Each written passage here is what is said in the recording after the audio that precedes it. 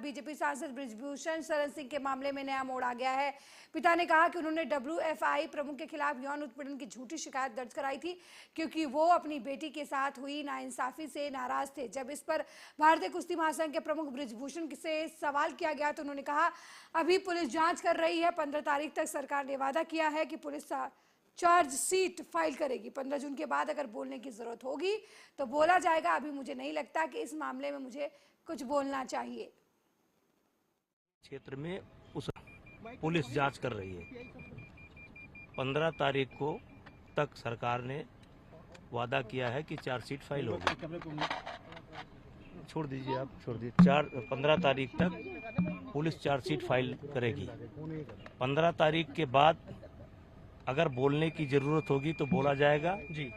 अभी मुझे नहीं लगता है कि इस मामले में मुझे कुछ बोलना चाहिए। बृजभूषण जी, एक सवाल और 11 तारीख को एक रैली है बीजेपी का महासंपर्क अभियान की, एक बड़ी रैली होगी, उसमें तो आप पार्ट लेंगे सर? 5 की कैंसिल हुई? नहीं, वो थोड़ा क्लैरिफाई कर दीजिए सर। वो रैली पार्टी की है। हाँ जी वही ठीक।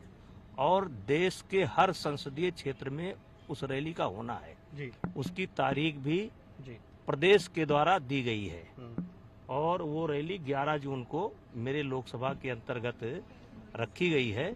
उस रैली का इससे कोई संबंध नहीं है। सर, क्या लगता है आपको, जिस प्रकार से धीरे धीरे डेवलपमेंट हुई है, 15 तारीख तक जो भी समय दिया गया है रेसलर्स को, लेकिन बीच में डेवलपमेंट्स आई हैं, सबसे इम्पोर्टेंट डेवलपमेंट यही माइनर वाले केस के, हालांकि कोर्ट में मामला आपने कह दिया, लेकिन क्या लगता है 15 तारीख तक क्या निकलेगा सर? देखिए, कोर्ट के निर्णय की प्रतीक्षा आप भी करें, हम भी करें। देश शिवसेना के वरिष्ठ नेता संजय राउत ने गुरुवार को कहा कि भारतीय जनता पार्टी को कर्नाटक में बजरंग बली से मदद नहीं मिली, इसलिए अब वो औरंगजेब और टीपू सुल्तान जैसी ऐतिहासिक हस्तियों से जुड़ा मुद्दा उठा रहे हैं। उद्धव ठाकरे नीति पार्टी के स्थापना दिवस कार्यक्रम को संबोधित करते हुए राज्यसभा सदस्य राउत ने महाराष्ट्र में सांप्रदायिक हिंसा की हालिया घटनाओं के लिए सत्तारूढ़ गठबंधन में शामिल बीजेपी को जिम्मेदार ठहराया। उन्होंने कहा कि औरंगजेब का मकबरा महाराष्ट्र में है, औरंगजेब को यहाँ दफनाया गया है। देखिए, गोडसे की औलाद को यहाँ कोई महत्व नहीं देता है, जो होगा वो होगा, लेकिन औरंगजेब के बारे में हमारी एक भूमिका है, 400 साल पुरानी है, वो रहेगी। औरंगजेब महाराष्ट्र पर आक्रमण करने के लिए आया था। वो ऐसा मुगल शासक था, उसने हिंदुओं के मंदिरों को तोड़ा, धर्मांतर किया, ऐसी बातें की। छत्रपति शिवाजी महाराज को हिंदवी स्वराज्य स्थापन करने के लिए औरंगजेब से लड़ना पड़ा। वो पूरा इतिहास आप देख सकते हो।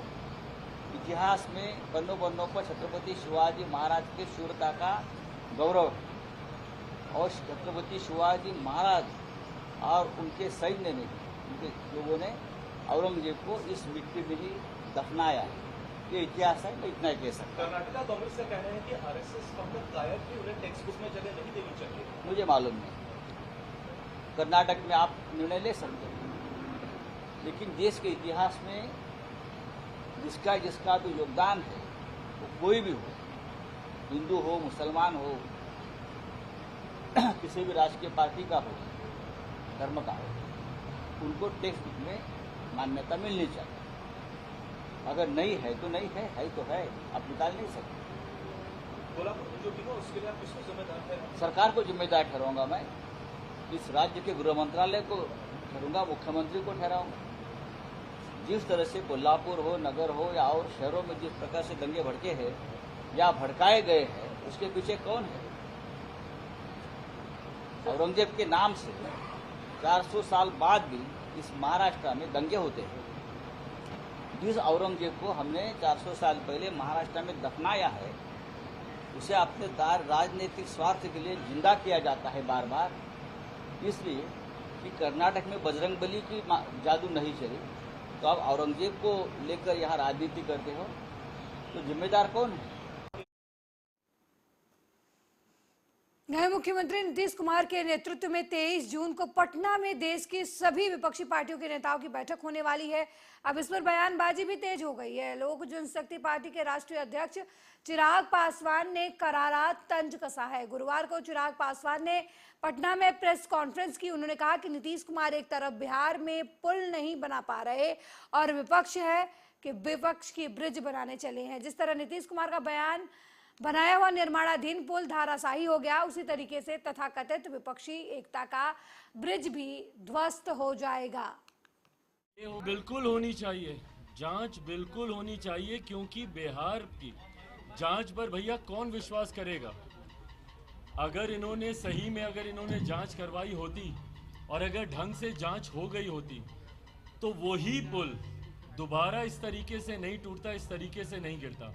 पहली जांच की रिपोर्ट उस वक्त भी भाई बहुत बड़े बड़े दावे किए गए थे कि पता नहीं IIT रुड़की और कहां से क्या, कहां है वो रिपोर्ट भाई, किसकी जानकारी में है। पुल निर्माण में था, टूट गया, 2 दिन 4 दिन हल्ला हुआ, सब हुआ, जांच होगी, ये होगा, कार्रवाई होगी। उसके बाद क्या किया मुख्यमंत्री जी ने? हाथ पे हाथ धर के तकिए के ऊपर सर रख के सो गए।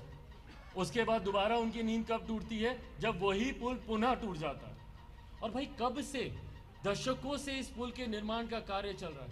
कितनी बार इसकी राशि बढ़ाई गई है और इस तरीके से राशि बढ़ती गई। अगर मेरी जानकारी सही है तो 600-700 करोड़ का ये प्रोजेक्ट था।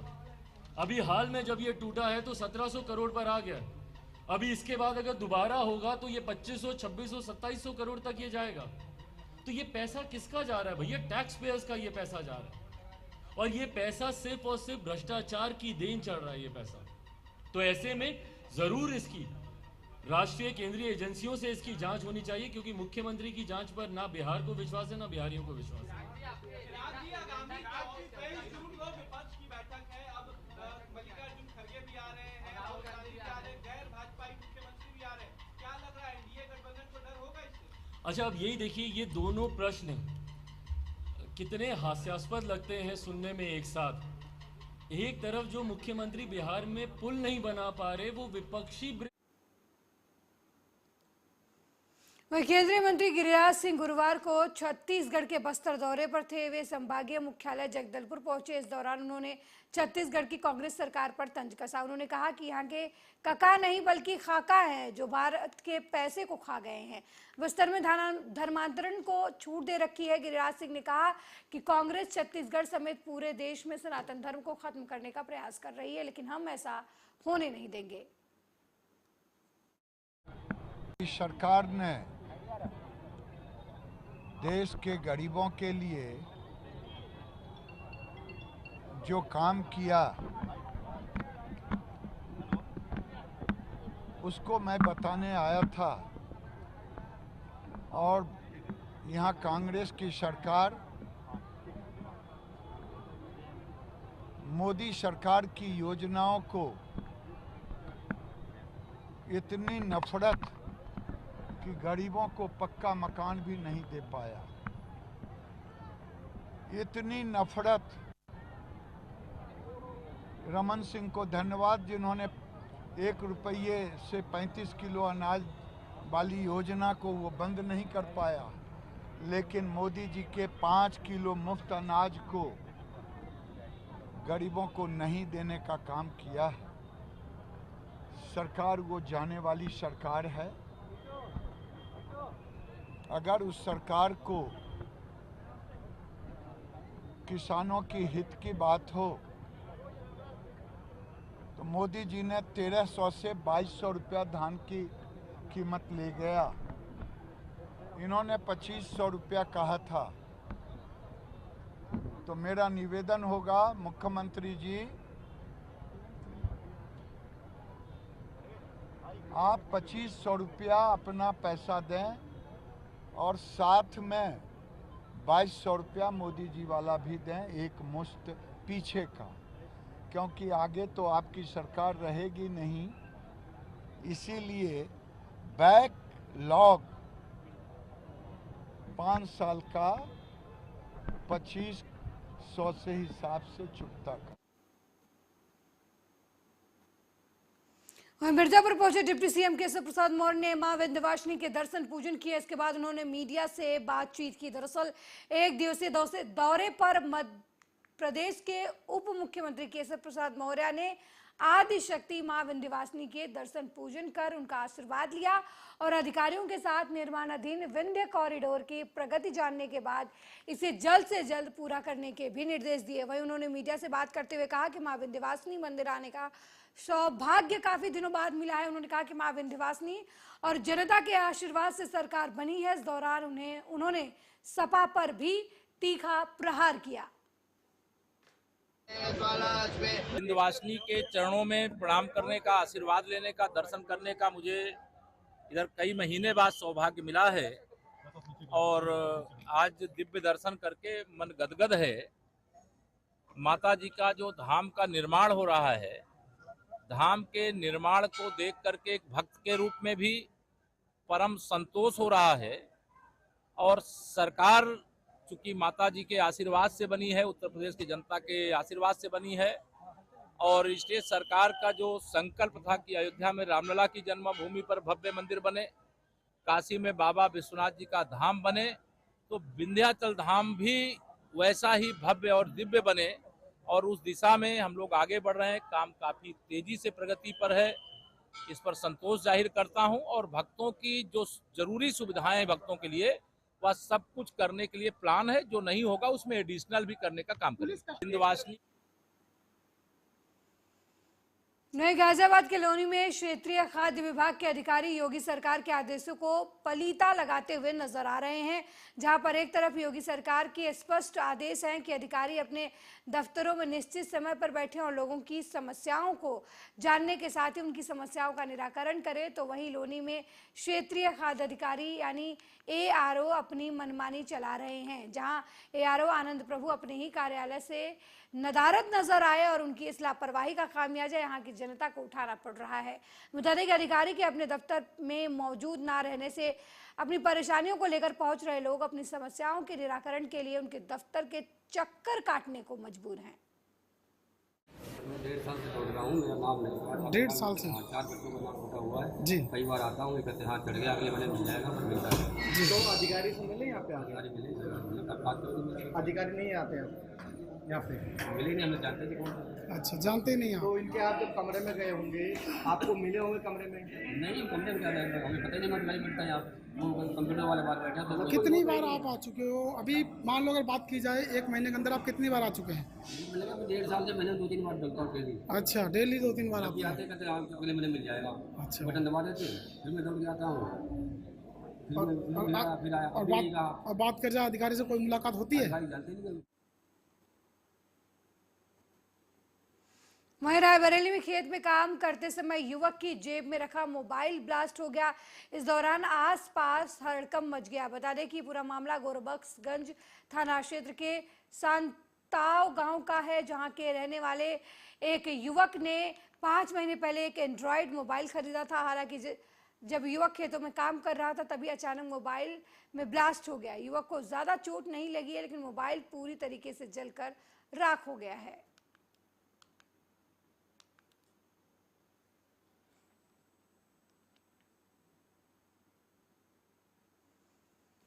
अगली खबर पंजाब के खन्ना जिले से है, जहां पर जबरन वसूली के आरोप में 28 अप्रैल को खन्ना में गिरफ्तार आम आदमी पार्टी के 7 नेता जमानत मिलने के बाद पहली बार मीडिया के सामने आए। इन सभी नेताओं ने खुद को बेगुनाह बताते हुए अफसरशाही पर गंभीर आरोप लगाए। उन्होंने कहा कि रिश्वतखोरी को छुपाने के लिए नौकरशाही ने झूठा केस दर्ज किया है। इसके साथ ही उन्होंने मुख्यमंत्री भगवंत मान से न्याय की उम्मीद जताते हुए कहा कि उन्हें विश्वास है कि आप सरकार में घूसखोरी को बख्शा नहीं जाएगा।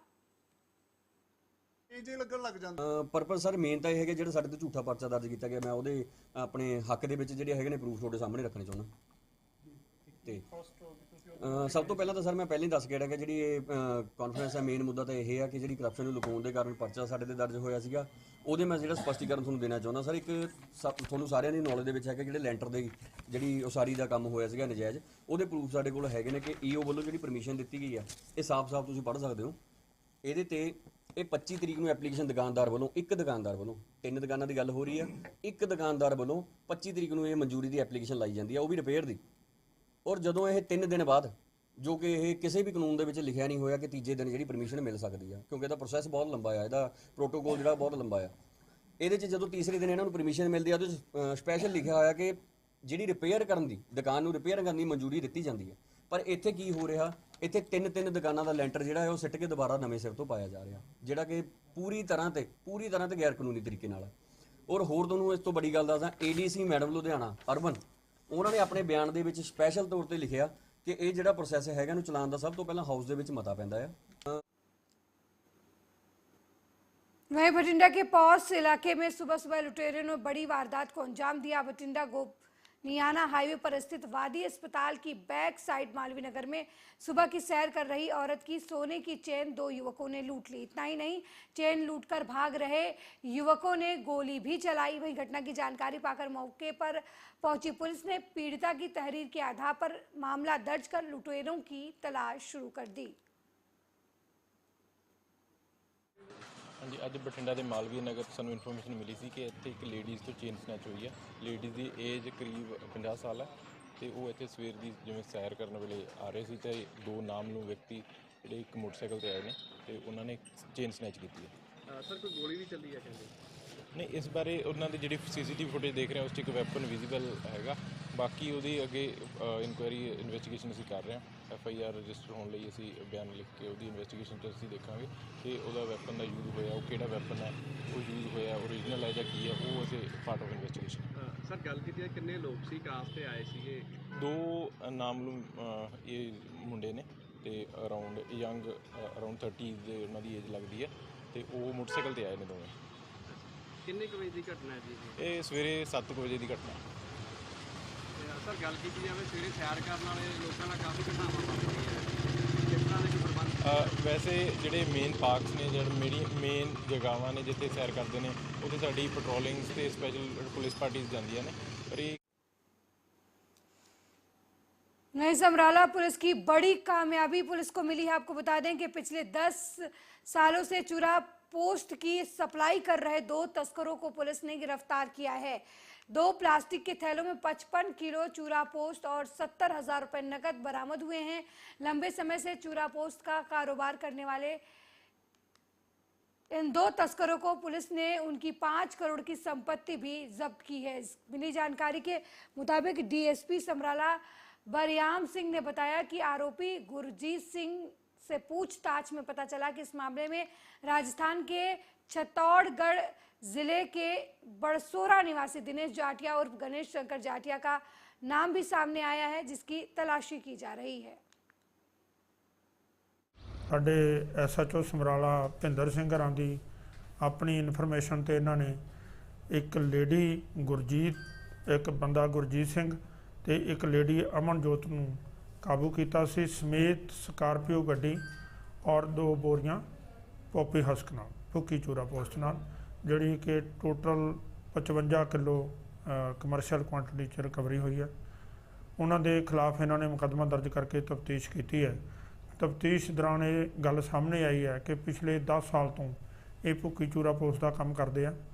J&K ਤੋਂ ਪਹਿਲੋਂ ਲੈ ਕੇ ਆਉਂਦੇ ਸੀ, ਉੱਥੇ ਇਹਨਾਂ ਦੀ ਗੱਡੀ ਤੇ ਮੁਕੱਦਮਾ ਦਰਜ ਹੋ ਗਿਆ, ਜਿਸ ਕਰਕੇ ਉਸ ਤੋਂ ਬਾਅਦ ਇਹਨਾਂ ਨੇ ਚਿਤੌੜਗੜ੍ਹ ਰਾਜਸਥਾਨ ਤੋਂ ਭੁੱਕੀ ਲੈਣੀ ਸ਼ੁਰੂ ਕਰ ਦਿੱਤੀ। ਇਹ ਵੱਡੇ ਲੈਵਲ ਤੇ ਭੁੱਕੀ ਉੱਧਰੋਂ ਮੰਗਾਉਂਦੇ ਆ ਔਰ ਅੱਗੇ ਥੋਕ ਦੇ ਵਿੱਚ ਜਿਹੜਾ ਵੇਚਦੇ ਆ। ਇਹਨਾਂ ਦੇ ਖਿਲਾਫ ਮੁਕੱਦਮਾ ਦਰਜ ਕਰਕੇ ਰਿਮਾਂਡ ਹਾਸਲ ਕਰਕੇ ਰਾਜਸਥਾਨ ਰੇਡ ਕੀਤਾ ਸੀ। ਉਹ ਦੋਸ਼ੀ ਜਿਹੜਾ ਇਹਨਾਂ ਨੂੰ ਭੁੱਕੀ ਸਪਲਾਈ ਕਰਦਾ ਅਜੇ ਅਰੈਸਟ ਨਹੀਂ ਹੋ ਸਕਿਆ। ਬਾਕੀ ਇਹ ਜਿੱਥੇ ਜਿੱਥੇ ਅੱਗੇ ਸਪਲਾਈ ਕਰਦੇ ਆ, ਜਿੱਦਾਂ ਇਹਨਾਂ ਦੀ ਪੈਸੇ ਦੀ ਲੈਣ ਦੇਣ ਚੱਲਦਾ ਸੀ, ਔਰ ਉਹ ਸਾਰੀ ਇਨਵੈਸਟੀਗੇਸ਼ਨ ਅਸੀਂ ਇਹਨਾਂ ਦਾ 2 ਦਿਨ ਦਾ ਹੁਣ ਦੁਬਾਰਾ ਰਿਮਾਂਡ ਲਿਆ, ਉਹ ਅਸੀਂ ਕਰ ਰਹੇ ਹਾਂ। ਕਿਹੜੇ ਏਰੀਏ 'ਚ ਸਪਲਾਈ ਕਰਦੇ? दिल्ली के फायर विभाग के कर्मचारियों के द्वारा अपनी जान पर खेलकर 20 नवजात मासूमों की जिंदगी बचाने का मामला सामने आया है।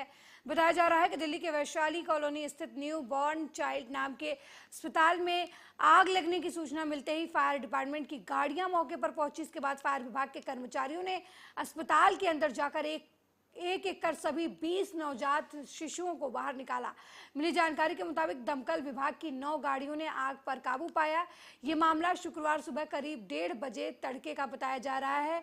जिस भी शख्स को दमकल विभाग के कर्मचारियों के बहादुरी के बारे में पता चला, वो उनके हौसलों को सलाम कर रहा है। वहीं नवजातों के माता पिता भी दमकल विभाग का शुक्रिया अदा करते थक नहीं रहे।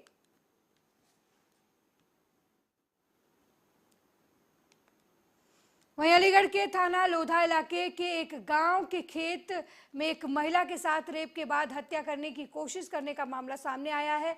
महिला के पति ने बताया कि गुरुवार सुबह खेत पर मूंग तोड़ने गई पत्नी जब देर शाम तक घर नहीं पहुंची तो उसे काफी ढूंढा गया। काफी ढूंढने के बाद उसकी पत्नी का शव बदहवास अवस्था में पड़ा हुआ मिला।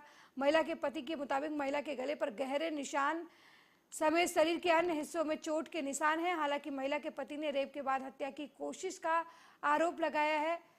वहीं पुलिस अब इस पूरे मामले पर गहनता से जांच कर रही है।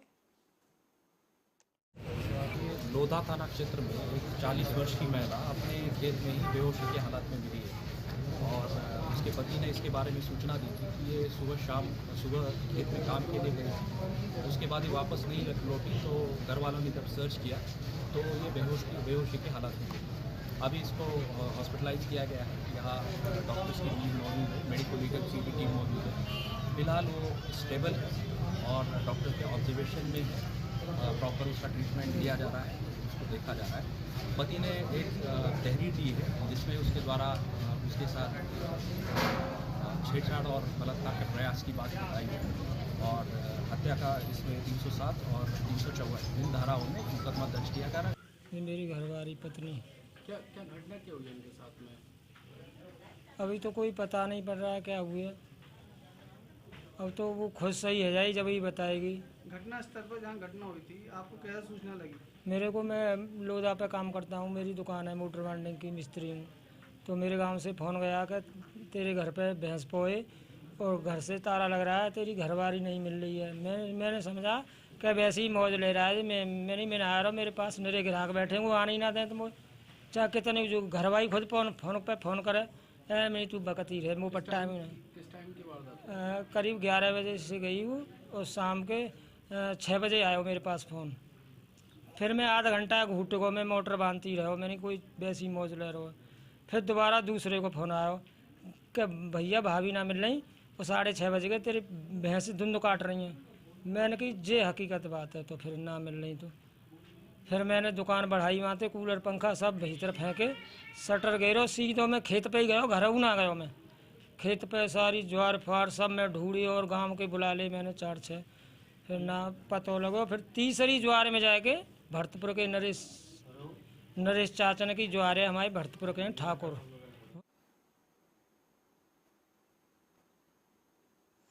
वहीं सीहोर में बोरवेल में गिरी 2.5 साल की बच्ची को निकाल लिया गया है। हालांकि उसे बचाया नहीं जा सका। करीब 55 घंटे बाद बच्ची को निकाला गया। मंगलवार को दोपहर में मूंगावली गांव के एक खेत में 300 फुट गहरे बोरवेल में गिरी बच्ची को लगातार रेस्क्यू करने की कोशिश की जा रही थी। बचाव अभियान के तीसरे दिन बच्चों को बाहर निकाला गया। गुजरात से आई 3 सदस्यीय रोबोटिक टीम ने सृष्टि को बाहर निकाला। रोबोटिक टीम ने हुक के माध्यम से 300 फीट गहरे बोरवेल में फंसी सृष्टि को बाहर निकाला। मौके पर ही एम्बुलेंस तैनात थी। सृष्टि के बाहर आते ही उसे जिला अस्पताल ले जाया गया। इधर जिला अस्पताल में पहले ही डॉक्टरों की टीम अलर्ट मोड पर थी, लेकिन बच्ची को बचाया नहीं जा सका।